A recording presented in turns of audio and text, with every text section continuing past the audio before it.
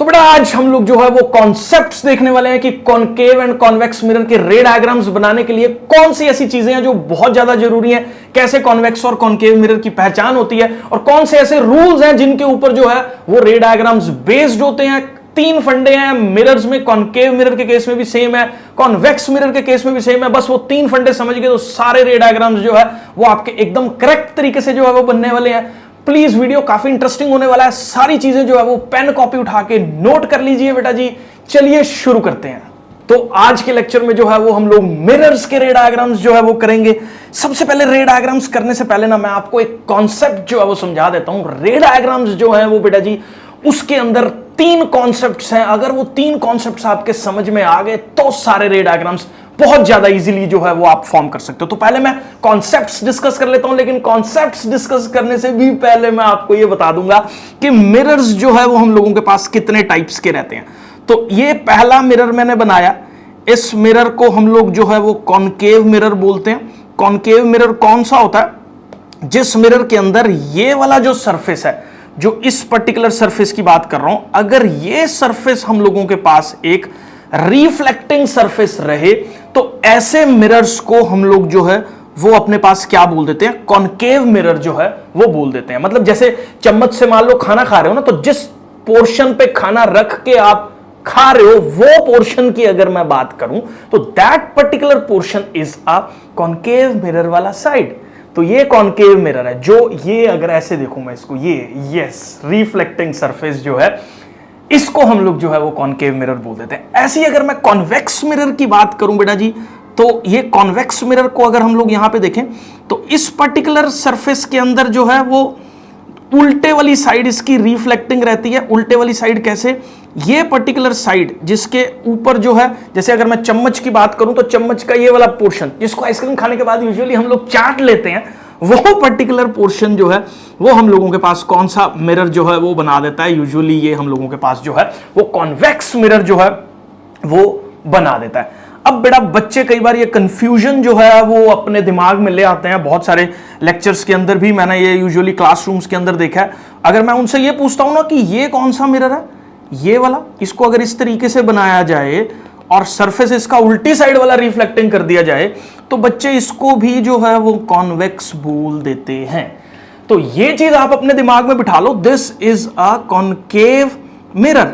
ये वाला मिरर और ये वाला मिरर जो है ये one and the same thing है। क्यों? क्योंकि इसके अंदर भी जो रिफ्लेक्टिंग सरफेस है वो यही साइड वाला है। इस मिरर को ऐसे देखो तो ये वाला रिफ्लेक्टिंग सरफेस है, ऐसे कर दूं तो ये वाला रिफ्लेक्टिंग सरफेस है। ऐसे और ऐसे करने में कॉन्वेक्स और कॉनकेव चेंज नहीं हो रहे हैं। ये जो मिरर है ये हम लोगों के पास कॉन्वेक्स नहीं कॉनकेव मिरर है, और इस साइड पे अगर मैं कर दूं तो भी ये मिरर जो है वो कॉनकेव रहने वाला। तो इसलिए कॉन्वेक्सिटी के ऊपर नहीं, ये अंदर वाली साइड जो चम्मच जिस साइड पे खाना रख के आप खा रहे हो that particular portion is a concave mirror, और जो दूसरी साइड जिसको आइसक्रीम खाने के बाद जो है वो चाटा जाता है उसको जो है वो हम लोग कॉन्वेक्स मिरर बोल देते हैं। आई होप बेटा जी ये क्लियर है, कोई भी कंफ्यूजन इसके अंदर जो है वो नहीं आप लोगों को होगा।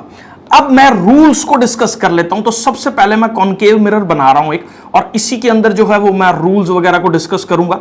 तो कॉनकेव मिरर के अंदर कौन से वाली साइड जो है, ये जो एक ये वे है मिरर को रिप्रेजेंट करने वाला, ये छोटे छोटे बाल लगा दो इसके पीछे, not in the literal sense. तो ये जो साइड है ये पेंटेड साइड है, इसके ऑपोजिट वाली साइड जो है ये हम लोगों के पास क्या करती है? रिफ्लेक्शन जो है वो कॉज कर रही है। अब ध्यान से देखना बेटा जी, इस लाइन को, जो इस मिरर को जो है वो बीच में से निकल रही है, इसको हम लोग जो है वो यूजुअली क्या बोल देते हैं? It is a principal axis. इसको प्रिंसिपल एक्सिस जो है वो बोला जाता है। मिरर पे प्रिंसिपल एक्सिस जिस पॉइंट पे कट कर रही है उस पॉइंट को हम लोग बोलते हैं क्या? पोल। अब ध्यान से समझना, दीज आर स्फेरिकल मिरर्स। क्यों स्फेरिकल मिरर्स हैं ये? क्योंकि बेटा जब ये मिरर्स बने या जिस टाइम पे इन मिरर्स को बनाया गया तो these mirrors were once the part of a sphere. तो ये जैसे मान लो एक स्फीयर है, इसका पार्ट थे ये मिरर। इस स्फीयर के पोर्शन को स्लाइस कर दिया गया, मतलब कट कर दिया गया, और हम लोगों के पास जो है जो बाकी बचा हुआ पोर्शन, जैसे मैं रिमूव कर दूं कट करने के बाद, ये जो बाकी बचा हुआ पोर्शन हमारे पास बचा, कौन से वाला, जैसे ये वाला पोर्शन की अगर मैं बात करूं तो इसका ये अगर सरफेस रिफ्लेक्टिंग है तो this is a convex mirror जो है ये हम लोगों के पास हो जाएगा। आई होप बेटा जी ये कॉन्सेप्ट जो है वो आपको क्लियर हो गया। तो इनको स्फेरिकल मिरर्स हम लोग क्यों बोल देते हैं? Because these mirrors are chopped from the sphere. तो ये किसी टाइम पे स्फीयर का पार्ट थे, वहां से इसको कट करके जो है वो बनाया गया है। आई होप यहां तक जो है वो क्लियर है। अब देखो स्फीयर का पार्ट थे तो ऑब्वियसली उस स्फीयर का कोई सेंटर भी रहा होगा, क्योंकि हर स्फीयर का एक सेंटर होता है। तो इस पर्टिकुलर पॉइंट को यहां पे मैं लिख रहा हूं C, इस पॉइंट को मैं यहां पे बोल देता हूं क्या, सेंटर ऑफ कर्वेचर जो है इसको हम लोग अपने पास यहां पे बोल देते हैं। ये वो सेंटर है जिस स्फीयर से इस मिरर को चॉप करके काट के जो है वो निकाला गया, उस पर्टिकुलर स्फीयर के सेंटर को जो है वो हम लोग सेंटर ऑफ कर्वेचर जो है वो बोल देते हैं। अब बहुत ज्यादा इंटरेस्टिंग पॉइंट है एक और इसमें पॉइंट रहता है जिसको हम लोग बोलते हैं क्या, फोकस। अब ये फोकस को हम लोग यूजुअली F से रिप्रेजेंट करते हैं, लेकिन ये F लोकेट कैसे करना है, लोकेशन के लिए मैं बता देता हूं, इन दोनों का डिस्टेंस, किसका डिस्टेंस, CP का डिस्टेंस का हाफ कर दो तो ये पर्टिकुलर डिस्टेंस जो है वो आ जाएगा। मतलब this F is basically the mid point of C and P। ये C और P का हम लोगों के पास क्या है, मिड पॉइंट है। तो इस मिड पॉइंट को हम लोग क्या बोल देते हैं, फोकस जो है वो बोल देते हैं। आई होप बेटा जी आपको यहां तक जो है वो क्लियर हो गया है। अगर मैं दूसरी साइड पे बात करूं किस मिरर की, कॉन्वेक्स मिरर की, तो यहां पे अगर मैं कॉन्वेक्स मिरर वाला पार्ट जो है वो ड्रॉ कर रहा हूं, ध्यान से देख लेना इस चीज को। अब ये मेरे पास जो है वो कौन से वाला पोर्शन है, ये एक कॉन्वेक्स मिरर वाला पोर्शन है। इस कॉन्वेक्स मिरर को भी जो है वो हम लोग बीच में से कट कर देते हैं, बीच में से नॉट कट कर देते हैं, ये जो लाइन पास कर देते हैं, इस लाइन को जो है वो हम लोग सेंटर ऑफ कर्वेचर बोल देते हैं, जो एकदम सेंटर से जो है वो इस पर्टिकुलर मिरर को काट के निकल रही है। सॉरी, इसको प्रिंसिपल एक्सिस जो है वो हम लोग बोल देते हैं, इसको क्या बोल देते हैं, दिस इज प्रिंसिपल एक्सिस। अब ये प्रिंसिपल एक्सिस जिस पॉइंट पे मिरर को कट कर रही है वो मेरे पास जो है वो पोल हो गया। अब ये देखने से ही पता लग रहा है कि ये स्फीयर जिसमें से काटा होगा उसका सेंटर कुछ इस पर्टिकुलर पॉइंट पे जो है वो हमारे पास लाई करने वाला है, जिसको हम लोग सेंटर ऑफ कर्वेचर बोल देंगे।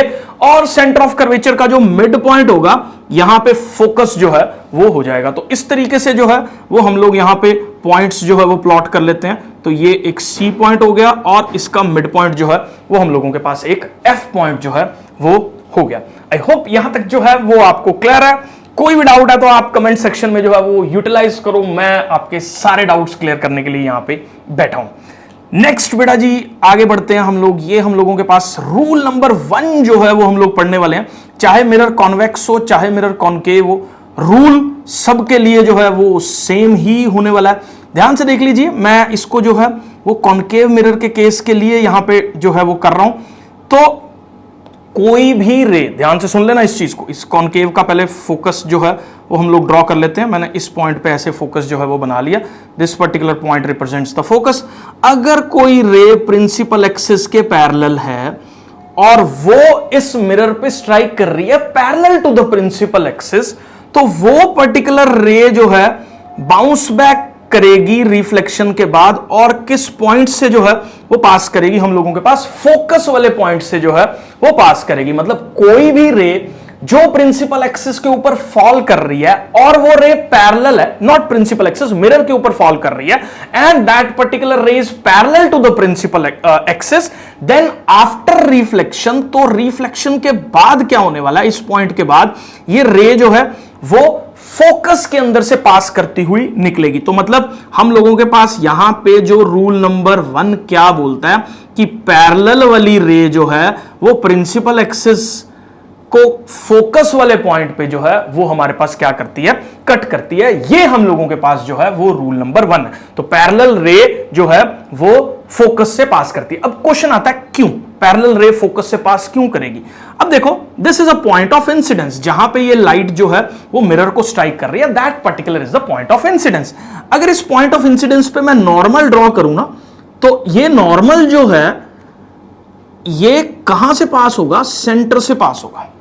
ये चीज आप याद रखो, सर्कल का कॉन्सेप्ट है कि अगर किसी पॉइंट टेंजेंट के जो है, ये आप लोग इसी साल जो है वो पढ़ने वाले हो, सर्कल चैप्टर जब आएगा क्लास 10th के अंदर, तो ये मान लो टेंजेंट है। टेंजेंट क्या रहता है, मैं थोड़ा सा आइडिया दे देता हूं। ऐसी लाइन जो कट करती हुई जा रही है, नॉट कट करती हुई, टच करती हुई जा रही है सर्कल को, उसको टेंजेंट बोल देते हैं। तो ये हमारे पास जो है वो क्या हो गया, टेंजेंट हो गया। अब टेंजेंट पे परपेंडिकुलर हमेशा सेंटर से जो है, सेंटर ऑफ द सर्कल से जो है वो पास करता है। ये रूल है, आप अपने दिमाग में बिठा लो, इसका प्रूफ वगैरह अभी मैं नहीं जा रहा हूं। अब देखो हमारे पास रूल क्या बोलता है, एंगल ऑफ इंसिडेंस हमेशा एंगल ऑफ रिफ्लेक्शन के बराबर होगा। तो यहीं से ड्रॉ करके जो है हम लोगों के पास, जब हम इसको ज्योमेट्रिकली अप्लाई करेंगे तो ये एंगल इसके बराबर अगर हम लोग करेंगे तो ये मिड पॉइंट से जो है इस पर्टिकुलर सीपी के मिड पॉइंट जो कि फोकस है, वहां से जो रे है वो पास होती है। ये अपने दिमाग में जो है वो बिठा लो। अब रूल नंबर 2 की बात जो है वो मैं कर रहा हूं, ध्यान से सीख लेना। रूल नंबर 2 भी बहुत ज्यादा सिंपल है। रूल नंबर 2 क्या बोलता है, अगर कोई रे फोकस पे होती है तो वो रे हम लोगों के पास क्या हो जाती है, पैरेलल हो जाती है प्रिंसिपल एक्सिस के। कैसे, ध्यान से देख लेना। अगर मान लो इसी रे को मैं उल्टा कर दूं, ऐसे पास कर रहा हूं, मतलब ये रे जो है अब ऐसे स्ट्राइक कर रही है, फोकस के अंदर से निकल के मिरर पे स्ट्राइक कर रही है, तो ये पर्टिकुलर रे पैरेलल हो जाएगी किसके, ये प्रिंसिपल एक्सिस के जो है वो पैरेलल हो जाएगी। मतलब ये दोनों रेज, रे नंबर 1 और प्रिंसिपल एक्सिस, दोनों आपस में पैरेलल हो जाएंगी। तो देखो पैरेलल वाली रे फोकस से निकल रही है, जो फोकस से निकलने वाली रे है वो पैरेलल हो रही है। बट ऑब्वियस है कि अगर इस केस में ये एंगल ऑफ इंसिडेंस होगा, ये एंगल ऑफ रिफ्लेक्शन होगा, तो लाइन जो है अपना पाथ रिट्रेस करेगी और इस तरह से जो है वो हम लोगों के पास बन जाएगा। अब आपके दिमाग में जो है 2 रूल क्लियर हो गए। तीसरा रूल समझ लेना, रूल नंबर 3 की अगर मैं बात करूं तो कोई भी रे अगर सेंटर ऑफ कर्वेचर से निकलती है, मतलब मैं किस पॉइंट की बात कर रहा हूं, इस पॉइंट की बात कर रहा हूं, तो वो रे उसी सेंटर ऑफ कर्वेचर पे दोबारा अपना पाथ रिट्रेस करती है और बाउंस बैक जो है वो कर जाती है। इसका कारण बता रहा हूं। इसको अभी बेटा मैंने क्या बोला, नॉर्मल बोला। अब अगर ये मेरी इंसिडेंट लाइट इसी नॉर्मल के ऊपर जो है वो मिरर पे फॉल कर रही है, तो आप देखो नॉर्मल के साथ इंसिडेंट रे कितना एंगल बना रही है, 0 डिग्री का, क्योंकि नॉर्मल के ऊपर ही जो है वो जो हमारे पास इंसिडेंट लाइट है वो नॉर्मल के ऊपर ही ग्रेस करती हुई जा रही है। तो इसका मतलब कितना एंगल बना रही है, 0 डिग्री बना रही है। तो अगर एंगल ऑफ इंसिडेंस 0 डिग्री है तो एंगल ऑफ रिफ्लेक्शन कितना होगा, वो भी 0 डिग्री होगा। तो इसीलिए ये दो है अपने पास सेंटर ऑफ कर्वेचर से जाएगी और उसी पाथ पे जो है वो रिट्रेस करेगी और बाउंस बैक जो है वो कर जाएगी। तो रूल नंबर 1, पैरेलल वाली रे फोकस से पास होगी और फोकस वाली रे जो जा रही है वो पैरेलल हो जाएगी, और जो रे सेंटर ऑफ कर्वेचर से पास कर रही है वो उसी सेंटर ऑफ कर्वेचर से जो है वो बाउंस बैक करके दोबारा से जो है वो पास करेगी। आई होप ये 3 रूल्स जो है वो आप लोगों को क्लियर है।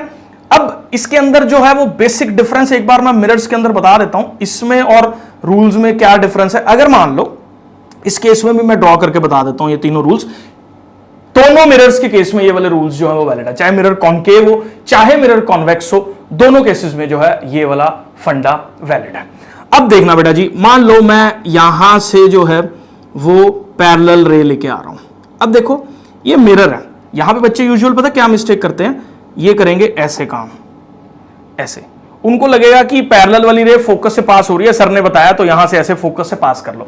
अब देखो यार ये बेवकूफी है, क्योंकि this is a reflecting surface. अब ये रिफ्लेक्टिंग सरफेस का मतलब ये नहीं है कि रे उसके अंदर से निकल जाएगी। रिफ्लेक्टिंग सरफेस का मतलब है रे को रिफ्लेक्ट करने वाला सरफेस। शीशे के आगे खड़े हो गए, नहीं है कि आपकी इमेज बनी नहीं और आपकी जो लाइट है वो ओपेक मटेरियल से पास कर गई, ऐसा नहीं होता। तो ये बिल्कुल एक गलत लाइन है। इसको सही तरीके से जो है वो कैसे करेक्ट किया जा सकता है, ध्यान से देख लेना बेटा जी आप लोग। यहां पे इसको मैं एक बार यहां पे इरेज कर रहा हूं। देखो अब ये रे जो है वो हमारे पास कैसे रिफ्लेक्ट करने वाली है, ये इसको मैं डॉटेड कर दूंगा बाद में, और ये जो है वो इस तरह से रिफ्लेक्ट करने वाली है। ठीक है, एक सेकंड रुक जाओ, ये मैं कर रहा हूं। तो ये इस लाइन को जो है वो हम लोग क्या कर रहे हैं, यहां पे डॉटेड कर रहे हैं। तो ये लाइन मैंने डॉटेड बना दी ऐसे, ठीक है, और ये रे कैसे बाउंस बैक कर गई, ऐसे आ गई। तो देखो दिस पैरेलल रे जो है वो यहां पे टकराएगी और यहां से बाउंस बैक करेगी ऐसे, लेकिन ऐसा लगेगा कि ये रे फोकस से पास कर रही है, ऐसा लगेगा। तो ये वर्चुअल वर्ल्ड के अंदर जो है ये चीजें दिखती हैं, मतलब ये is a virtual concept. Virtually जो है वो हम लोगों को ऐसा लगेगा कि ये रे कहीं फोकस से पास हो रही है, मतलब appear to pass from focus. यहां पे वर्ड क्या यूज करते हैं, अपीयर टू पास फ्रॉम कहां से? फोकस से। एक्चुअल में फोकस से पास नहीं हो रही, क्योंकि वो तो मिरर पे स्ट्राइक करके बाउंस बैक कर रही है, एक्चुअल में फोकस से पास नहीं हो रही, लेकिन that particular ray appears to pass from focus. ये चीज आपको जो है वो अपने दिमाग में बिठा लेनी है। अब दूसरा कॉन्सेप्ट आता है कि अगर मैं क्या करूं, इस पर्टिकुलर रे को फोकस की तरफ जो है वो पॉइंट करूं, मतलब ऐसे फोकस की तरफ पॉइंट करूं किसी भी रे को ऐसे, ठीक है, तो दे पर्टिकुलर रे जो है वो ऐसा लग रहा है कि फोकस से निकल रही है। अब फोकस की तरफ वाली रे क्या हो जाएगी हमारे पास? पैरेलल हो जाएगी। तो कॉन्सेप्ट यहां पे भी सेम है। क्या? देखो, पैरेलल वाली ray appear to pass from focus, जो फोकस वाली रे है that passes parallel to the principal axis. तो यहां पे भी फंडा जो है वो एकदम क्रिस्टल क्लियर है, लेकिन रे डायग्राम्स बनाने का तरीका लगा, क्योंकि रिफ्लेक्टिंग सरफेस का नेचर थोड़ा सा डिफरेंट है।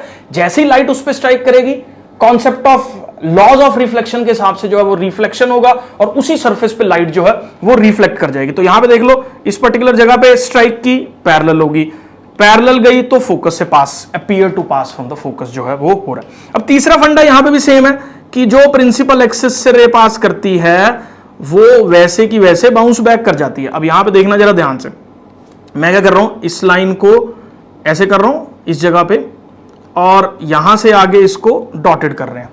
तो जैसे ये रे जो है वो सेंटर ऑफ कर्वेचर की तरफ मूव करेगी, उसी पाथ को जो है वो रिट्रेस करती हुई बाउंस बैक कर जाएगी। तो यहां पे भी वही तीसरा रूल सेम कि जो रे सेंटर ऑफ कर्वेचर से पास कर रही है वो वैसे की वैसे जो है वो बाउंस बैक करने वाली है।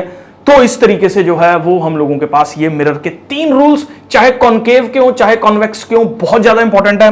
आई होप आपको जो है ये वाला कॉन्सेप्ट पूरा का पूरा क्लियर है। वीडियो अच्छा लगा तो बेटा जी चैनल को सब्सक्राइब कर दीजिए, क्योंकि बहुत सारे ऐसे अमेजिंग वीडियोस कॉन्सेप्ट्स को इजी करने वाले जो है वो मैं आपके लिए लेके आता रहूंगा।